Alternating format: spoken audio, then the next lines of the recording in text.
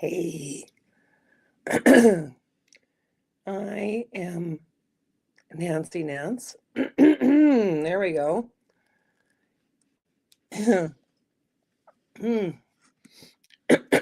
Excuse me. A little bit of a awakening to my throat this morning. I believe joy is not something that just happens to us, it's something we choose. After walking alongside so many people who felt broken by life, I've seen what's possible when we commit to healing, growth, and resilience. This podcast is a transformational space where we reclaim, reclaim, our strength, rediscover clarity, and return to peace. I'm so glad you're here. Welcome back. Welcome back, welcome back, welcome back. Tells my age by the songs I sing, the era in which the music was created.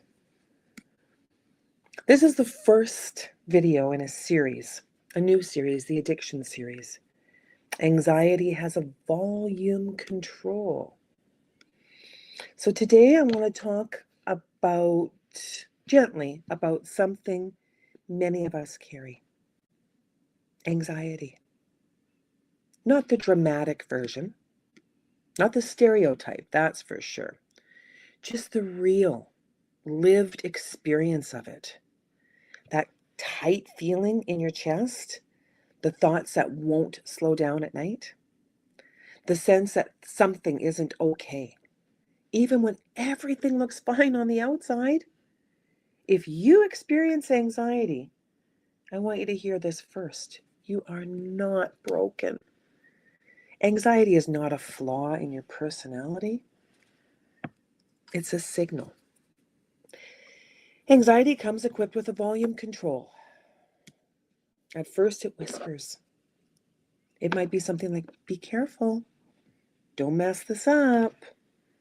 What if something goes wrong? It's your nervous system trying to protect you. But when we ignore it, when we override it, when we push through it without listening, the volume increases. And it doesn't increase because you're weak. It increases because your body is trying harder to get your attention. For many of us, especially those who've lived through stress, chaos, trauma, or unpredictability, the nervous system gets used to being on guard, on alert, on edge. Over time, that constant alertness becomes normal.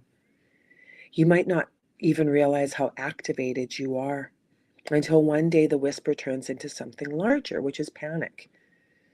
Panic feels overwhelming. Your heart races, your breathing shifts, your thoughts spiral.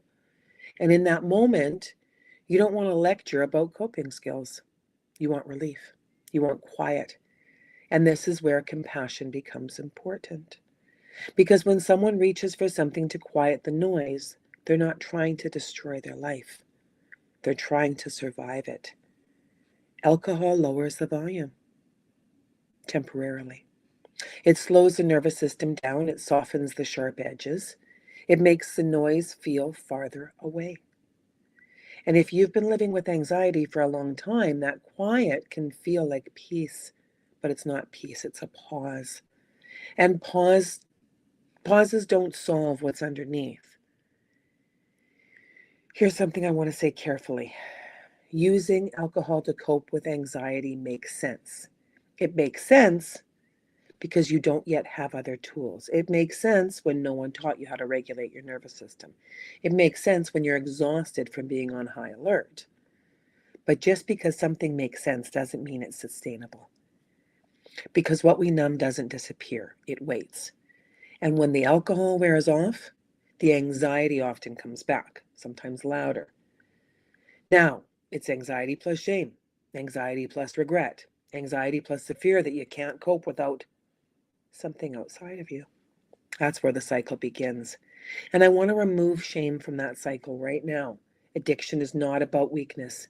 It's about pain management. It's about trying to regulate a dysregulated nervous system with the only tool you know.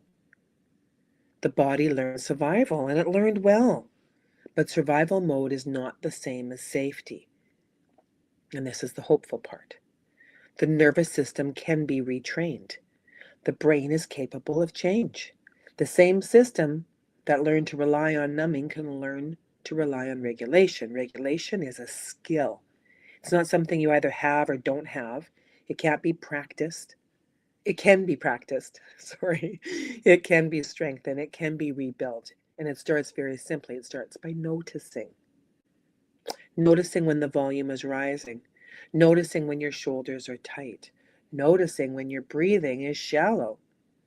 Noticing without judgment. Instead of saying, "What's wrong with me?" you begin asking, "What is my body trying to tell me?" That small shift changes everything because anxiety is not your enemy, it's information. It may be telling you you're overwhelmed, you need rest, you're caring too much, you don't feel safe. You haven't processed something yet. And when we listen instead of silence, we gain power. And I want you to know this. It is possible to lower the volume without numbing yourself. It is possible to calm without anesthesia. It is possible to sit with discomfort and survive it, but it takes patience. It takes community, it takes new tools, and it takes self-compassion. And if you are in a place right now where anxiety feels loud, if you're using alcohol to soften the edges, please hear this gently. You are not weak. You were coping the best way you knew how. Now you're learning something new, and learning something takes courage.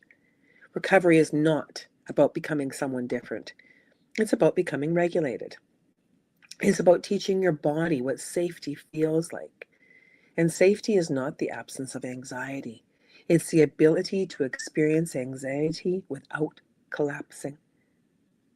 In our next episode, we're going to talk more directly about alcohol as an anesthetic, why it works the way it does, and why the relief doesn't last. But for today, I want you to sit with this. Anxiety has a volume control.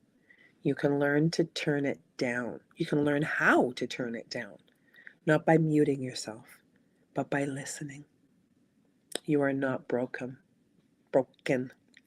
Your nervous system learned survival. Now it can learn safety. And that is where the healing begins. Thank you once again for tuning in. I am Nance. I believe that joy is not something that just happens to us. It's something we choose. After walking alongside so many broken people who felt broken by life, I've seen what's possible when we commit to healing, growth, and resilience. This podcast is a transformational space where we reclaim our strength, rediscover clarity, and return to peace. I'm so glad you're here.